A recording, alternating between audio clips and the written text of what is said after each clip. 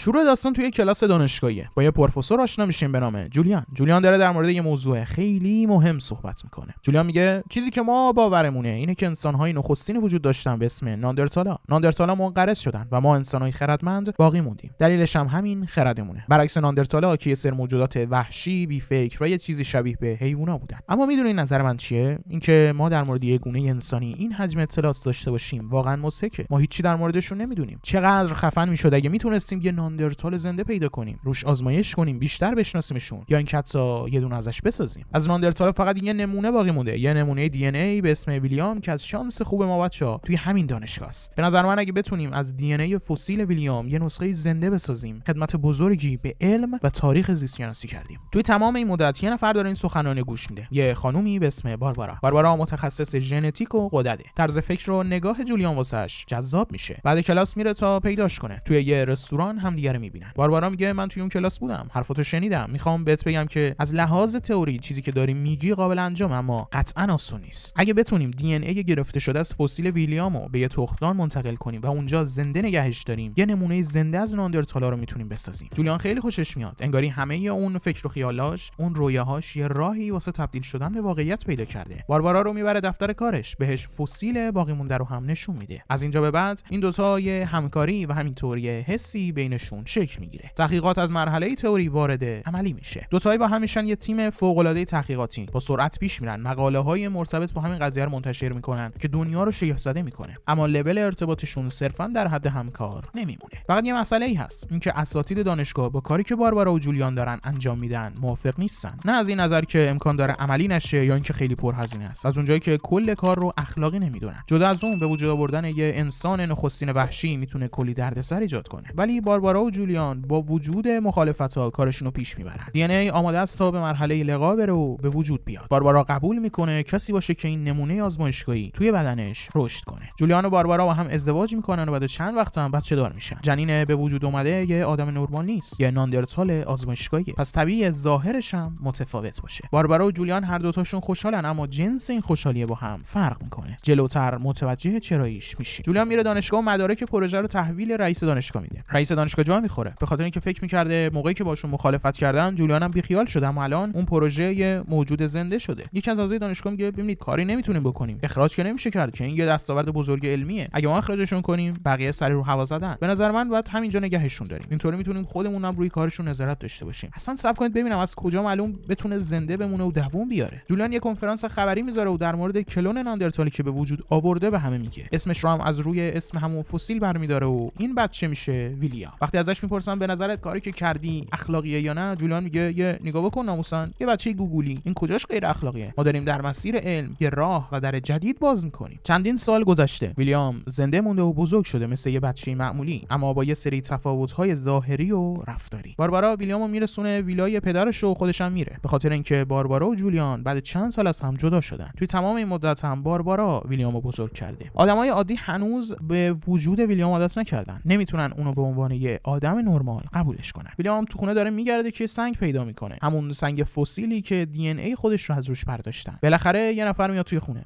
سارا دانشجوی ارشد همون دانشگاهیه که جولیان تدریس میکنه، یه جورایی دوست دختر جولیان هم هست. قراره توی این مدتی که ویلیام اینجا میمونه توی درس‌ها بهش کمک بکنه، چون ویلیام میخواد توی آزمون ورودی دانشگاه شرکت کنه و اونجا قبول بشه. سر میز شام سارا به ویلیام میگه انگاری خیلی گشنت بود نه؟ جولیان میگه ببین بدنش خورده با ما فرق داره سارا، اون 40% نسبت به ما کالری بیشتری نیاز داره، یادت که نرفته اون متفاوته. شب قبل از خواب جولیان به ویلی میگه از اینکه این مسیر رو انتخاب کردی بهت افتخار میکنم پسرم، توی دانشگاه کلی با هم کار داریم، تو میتونی از پس این آزمون بر بیای بدون شک، به ایمان دارم. فردا صبح سارا و ویلیام مشغول درس میشن. ویلیام باهوشه، توی ریاضی فوق العاده است، اما یه مشکل اساسی داره، اونم توی ادبیاته. ویلیام فهمی نسبت به استعاره و داستان و تشبیه نداره. اگه نوشته شمع، اگه نوشته پروانه، معنیش همینه. تشبیهش به عاشق و معشوق نمیفهمه. همه جملات همون چیزی که گفته شده است برای ویلیام. مفاهیم پشتش رو درک نمیکنه. واسه همین جوک هم براش بی‌معنیه. بریم سراغ کلاسای درس جولیان، جایی که سالیان سال ناندرتال ساخته شده موضوع کلاساشه. میگه وقتی ما کارو شروع کردیم یه مش احمق شروع کردن مخالفت، نمیخواستن این اتفاق بیفته، اما ویلیام متولد شد. تمام تایم کودکیش تحت نظر داشتیمش. ایده غالب در مورد ناندرتالا این بود که عقب موندن، باهوش نیستن، واسه همینم منقرض شدن. اما الان من میتونم خیلی راحت این قضیه رو رد کنم. ویلیام سریعتر یاد میگیره، زودتر شروع به حرف زدن کرد، به شدت نسبت به همسن و سالاش باهوشتر و قوی‌تره. ما همه تلاشمون این بود که مریض نشه. توی محیط استریل بود، اما وقتی هم که مریض شد، هر کاری که کردیم، هر دارویی که امتحان کردیم روش سازگار نبود. به مرور سیستم ایمنی بدن خودش از پس بیماری برآمد. بدنش نسبت به ژن و گونه ما خیلی قوی تره. اول فیلم گفتیم که جولیان و باربارا هر دوتاشون از به دنیا اومدن ویلیام خوشحال بودن، اما متفاوت. دلیلش این بود که باربارا همیشه دوست داشت ویلیام کنارش باشه. یه جورایی اونو مثل بچه خودش میدونست. البته مثل که نه، واقعا بچه خودش میدونست. اما جولیان همیشه دیدش نسبت به ویلیام یه موش آزمایشگاهی بود، یه موجودی که به وجودش آوردیم تا روش تحقیق کنیم. همین. برای همینم باربارا از جولیان جدا میشه و ویلیام هم همراه خودش میبره تا ویلیامو مثل یه بچه معمولی بزرگ کنه، نه یه موش آزمایشگاهی. اولین کاری هم که میکنه اینه که ویلیام از یه شهر بزرگ با کلی آدم دور میکنه و میره توی یه جزیره کوچیک خونه میگیره. اما تحقیقات ادامه داره، ولی نه مثل سابق. ویلیامو بردن مدرسه، مثل یه بچه نرمال اونجا دوست پیدا میکنه و شاد زندگی میکنه. جولیان هم به عنوان پدرش، نه پروفسور محقق، به ویلیام و باربارا سر میزنه. از کنارشون بودن لذت میبره، انگاری که جولیان هم نقش پدر رو در قبالش قبول کرده باشه. سارا با ویلیام ادبیات کار میکنه تا بتونه مفاهیمو بهش یاد بده. سارا میگه تو که متوجه منظور شعرا میشی، پس چرا همون استعاره رو نمیگی؟ ویلیام میگه چرا باید اونا تعیین کنن که یک کلمه معنای دومی داشته باشه؟ اصلا چرا اونا باید بگن معنی دومش چیه؟ اصلا استعاره برای چی؟ من میتونم حفظش کنم، ولی انگاری یه جورایی آزادی رو ازم گرفته باشی. من دوست ندارم منظور نظر یکی دیگه رو صرفا تکرارش کنم. یه فلش بک دیگه میزنیم به بچگی‌های ویلیام، جایی که داشته دوچرخه سواری میکرده واسه خودش و یه مش بچه یه وری میافتن دنبالش واسه اذیت کردن. ویلیام سعی میکنه فرار کنه، اونا هم بهش میگن غارنشین و میافتن دنبالش. ویلیام دوچرخش گیر میکنه به یه پل و میخوره زمین. اون سه تا بچه هم سر میرسن، ولی ویلیام دو تاشون رو شوت میکنه و دست یکیشون هم تا مرز شکستن پیش میبره. ژن متفاوت ویلیام بهش قدرت بیشتری از نوع معمول بشر میده. پدر مادر اون سه تا رفتن شکایت کردن، منطقشون هم اینه که ویلیام غارنشینه، وحشی، خطرناکه، پس بندازیدش زندان. ولی نمیگن کی اول کرم ریختو شروع کرد. ویلیام اینکه بچه‌ها بهش گفتن غارنشین و آنورمال باعث شد برو در مورد خودش و واقعیتش تحقیق کنه، اینکه واقعا چیه، از کجا اومده و چرا با بقیه فرق میکنه. ویلیام متوجه میشه که نژادش یه ناندرتاله، موجودات اولیه‌ای که تمدن نداشتن و به وحشیگری هم شناخته میشدن. باربارا بعد جدا شدنش از جولیان با یه نفر دیگه آشنا میشه. جولیان هم خیلی با این داستان حال نمیکنه، واسه همین به مرور کمتر و کمتر میاد تا به ویلیام توی جزیره سر بزنه. برای انجام آزمایشام دیگه خودش نمیاد، دستیارش رو میفرسته. یه جورایی جولیان با ویلیام و باربارا قطع ارتباط میکنه. ویلیام بزرگ شده، میره دبیرستان، دوستای خوبی تونسته پیدا کنه. در کل آدمای جزیره با ویلیام کنار اومدن، دیگه براشون موجود عجیبی نیست. یه شب که ویلیام و دوستاش رفتن کنار رودخونه کم کنن، دو تا هیپی سر و کلهشون پیدا میشه. شب دور آتیش نشستن که از حرفای دوست ویلیام متوجه میشن که ویلیام همون پسر دانشگاهی است، همون ناندرتاله، اما بهش توهینی نمیکنن. اینجوریه که دمت گرم بشر، تو خیلی متفاوتی، میدونستی؟ اون یکی ازش میپرسه دوست داری برگردی به همون جایی که ازش اومدی، یعنی گذشته؟ ویلیام جوابی برای این سوال نداره. توی دبیرستان یه دختره هست به نام جودی و کراش ویلیامه. با هم روی یه نمایشنامه کار میکنن. احساس ویلیام اینه که جودی هم انگار نسبت بهش یه حسی داشته باشه، اما نه، این احساس فقط از طرف ویلیامه. ویلیام سال آخر دبیرستان و باید مسیر آینده‌اش رو انتخاب کنه. مدیر مدرسه میگه پسر باهوشیه، واقعا فوق العاده است، اما توی تستای استاندارد مشکل داره. دلیلش هم اینه که مدل فکر کردنش، مدل تصمیم گیریش خارج از چارچوبه. هیچ علاقه‌ای هم نشون نمیده که این چارچوب رو بپذیره. اما اگه میخواد دوباره درخواست پذیرش دانشگاه رو براش بدید، باید باهاش کار کرد. این کلمه دوباره واسه جولیان عجیبه. جولیان برنامه‌اش این بود که بعد از تموم شدن درس ویلی با خودش ببرتش دانشگاه والاس، همون جایی که خودش درس میده. اما باربارا میدونه که جولیان میخواد ویلی رو با خودش ببره تا ادامه تحقیقاتش انجام بده. جای ویلیام توی شهر بزرگ امن نیست. مردم جزیره ویلیامو قبول کردن، دوستش دارن. باربارا نمیخواد که ویلیام از جزیره بره. مدیر وسط دعوای این دو تا میگه ببخشید دخالت میکنم، اما الان ویلیام 18 سالشه. اونی که بعد تصمیم بگیره چی کار میخواد بکنه خودشه. چرا با خودش حرف نمیزنی؟ جولیان به ویلی میگه دوست داره که باهاش بره دانشگاه، اونجا درس بخونه، چون آدم باهوشیه، چون میتونه مثل خودش یه پروفسور بشه. اما باربارا سعی میکنه متقاعدش کنه که توی جزیره بمونه، چون زندگی توی شهر بزرگ برای ویلیام نیست. ویلی تصمیمشو میگیره درس بخونه تا بتونه آزمون ورودی دانشگاه شرکت کنه. بعدش هم همراه باباش بره به دانشگاه والاس. اما تمرین کردنهای سارا با ویلیام تأثیری نداشته. نمره‌اش توی آزمون نشون میده که ویلیام توانایی قبول شدن توی یه دانشگاه سطح 1 رو نداره. همینم جولیانو عصبی میکنه. وقتی جولیان از خونه میزنه بیرون، سارا به ویلیام میگه به حرفاش توجه نکن، تو خوب داری پیشرفت میکنی، قسم میخورم. اونم عصبیه به خاطر فشارهایی که روشه. نظرت چیه بریم بیرون یه دوری بزنیم؟ توی جنگل سالا تعریف میکنه، میگه وقتی بچه بودم مادر منم مثل بابای تو روی درسام خیلی سختگیری میکرد. منم متنفر بودم، اما الان میدونم که همش به خاطر خودم بوده. بابای تو هم دقیقاً همین مدلیه. این پیاده روی و هم صحبتی ویلیام و سارا به جاهای ختم میشه که اگه جولیان بفهمه خیلی خوشش نمیاد. شب قبل از خواب ویلیام خیره شده به همون تیکه